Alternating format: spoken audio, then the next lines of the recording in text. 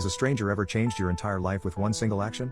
When I was little, I grew up in a very bad household, and because of this I was a very shy and awkward kid with no social skills. I was only in first grade, but I already felt like an outcast, spending my lunchtimes alone and being sad about how the other kids had so much fun playing with each other. This combined with coming home to angry alcoholic parents who punched holes in walls made me a pretty depressed kid, and I truly thought of myself as a loser. But then one day this girl changed my life. It was lunchtime and I was sitting alone on the grass as usual, when this classmate of mine, who was also a loner, came up to me with a flower in her hand.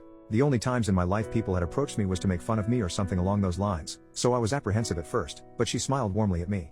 She stretched her hand out with the daffodil and asked me if I wanted to be friends. I looked at her like she was an alien. That was the single kindest thing anyone had ever said to me in my life up until that point. I asked her if she really wanted to be my friend, and she just nodded. She said she thought I was cool. I couldn't believe it.